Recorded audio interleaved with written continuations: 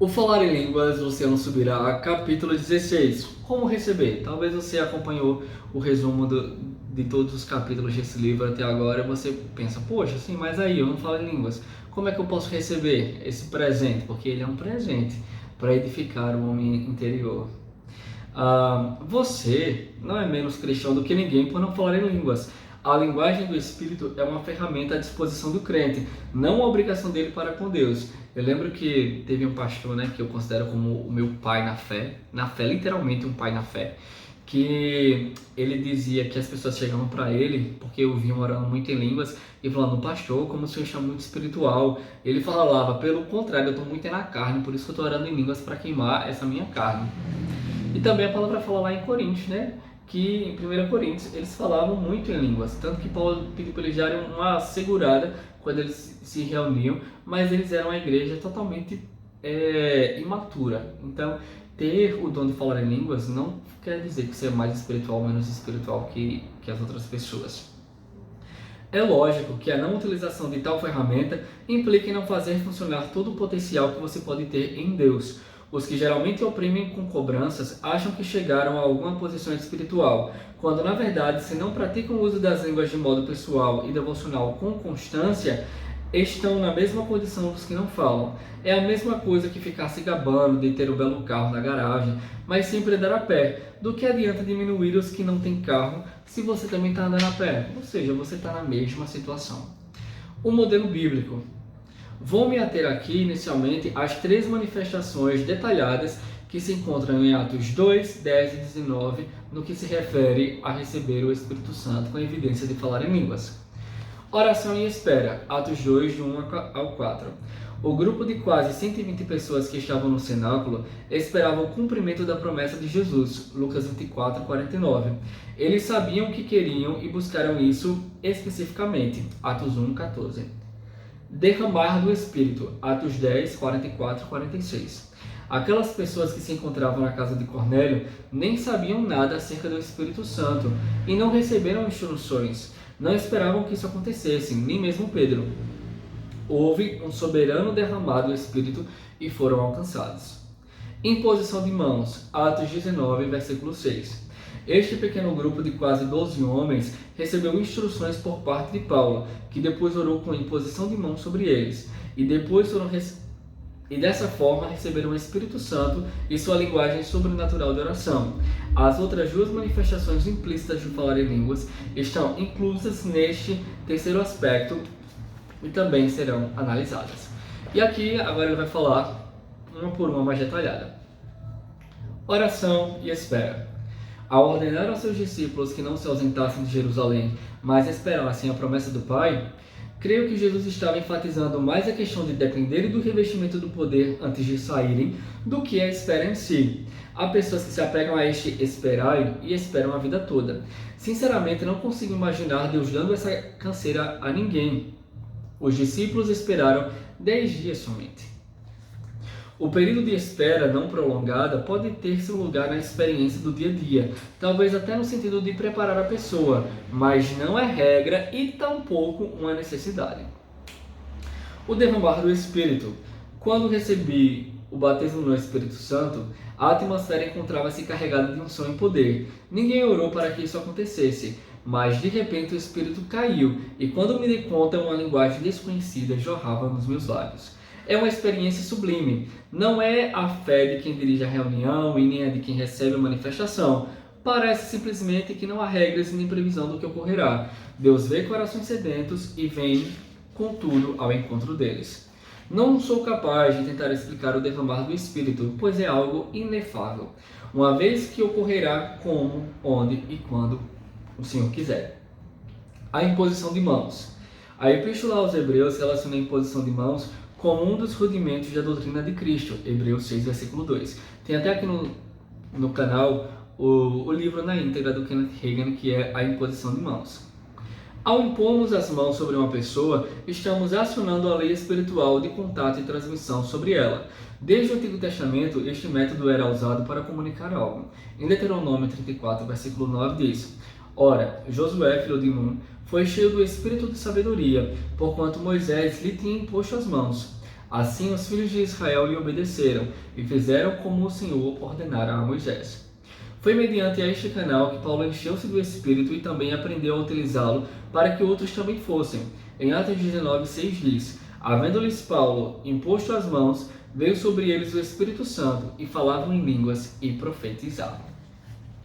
Em Atos 8, versículo 14-17 diz: os apóstolos, pois, que estavam em Jerusalém, tendo ouvido que os da Samaria haviam recebido a palavra de Deus, enviaram-lhes Pedro e João, os quais, tendo descido, oraram por eles, para que recebessem o Espírito Santo, porque sobre nenhum deles havia ele descido ainda, mas somente tinham sido batizados em nome do Senhor Jesus. Então lhes impuseram as mãos e eles receberam o Espírito Santo. Observando essa atitude dos apóstolos, percebemos que viam a imposição de mãos não apenas como uma prática, mas como um ministério. Pedro chega a chamá-la de um dom de Deus. Em Atos 8, 18-21 diz: quando Simão viu que pela imposição das mãos dos apóstolos se dava o Espírito Santo, ofereceu-lhes dinheiro, dizendo: dai-me também a mim esse poder, para que aquele sobre quem eu impuser as mãos receba o Espírito Santo. Mas disse-lhe Pedro: vá tua prata contigo à perdição, pois cuidaste de adquirir com dinheiro o dom de Deus. Tu não tens parte nem sorte neste ministério, porque o teu coração não é reto diante de Deus. Pedro chamou de dom o ministério. Pedro chamou de dom e ministério o que para alguns é um mero ritual. Só que não há ritualismo nem simbolismo algum nessas práticas. Antes, é uma comunicação literal de um bem espiritual. Finalizando, gostaria de dizer algo sobre a importância e eficácia da imposição de mãos, com a frase que eu estou tomando emprestada do Kenneth Hagin: a imposição de mãos funciona quando mais nada funcionava.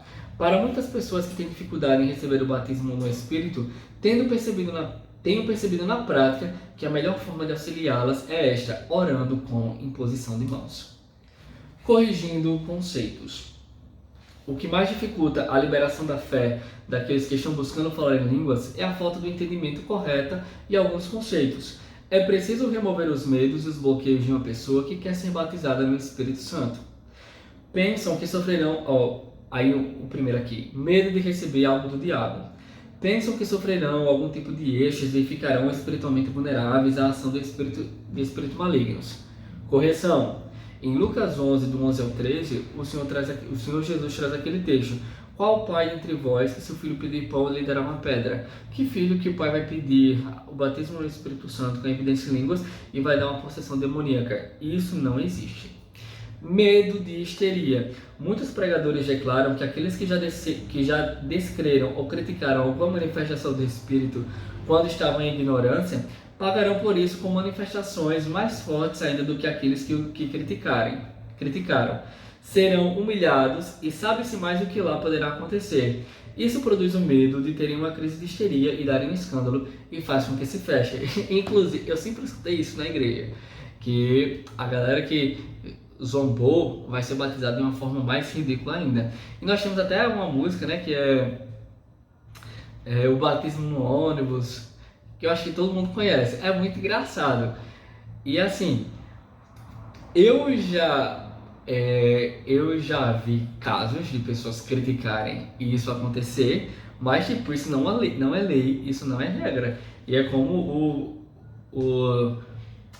o Subirá vai fazer a correção agora. O Espírito de Deus é um cavalheiro, ele não violenta e nem força ninguém a nada. Paulo disse: se eu orar em línguas, meu espírito ora de fato. Será o seu espírito orando, e a palavra de Deus diz que o espírito do profeta está sujeito ao profeta. 1 Coríntios 14:32. Você não sairá dando um show de histeria só porque o espírito veio sobre você, pois seu espírito lhe é sujeito e não fará nada fora do seu controle. Pelo contrário, às vezes estamos tanto no controle que o Espírito Santo é que não consegue fazer nada por nós. Alguém falou com muita propriedade que muita gente dá o show em nome de estar sendo cheio do Espírito Santo. Mas na verdade está dando curto-circuito no poder de Deus.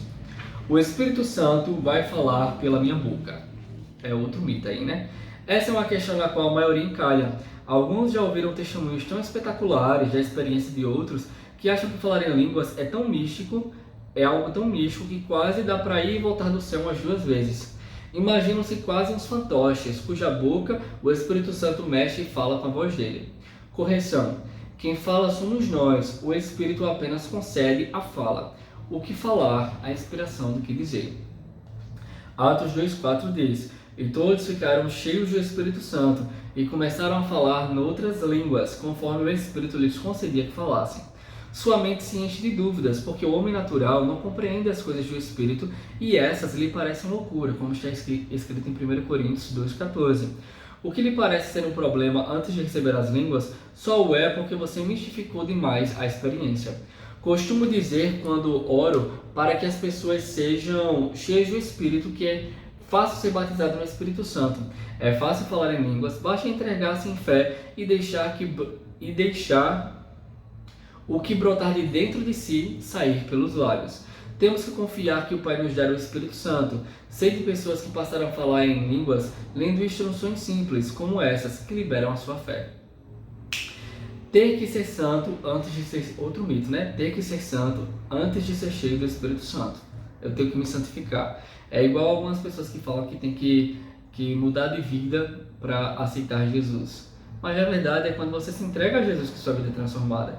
E o processo de santificação ele já acontece quando você se entrega à oração em línguas. O pecado, uma das maneiras, né? A correção desse mito é: o pecado é e sempre será uma barreira de separação entre nós e Deus.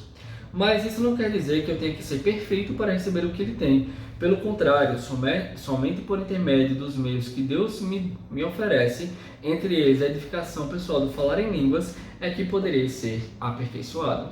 Não temos que ser perfeitos para receber o Espírito, é justamente o contrário. Somos recebendo o Espírito Santo.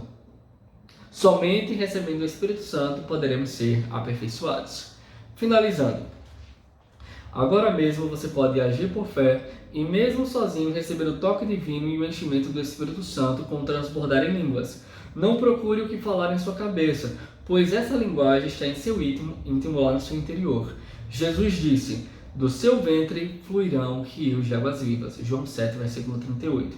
O Espírito Santo põe essa linguagem dentro de você.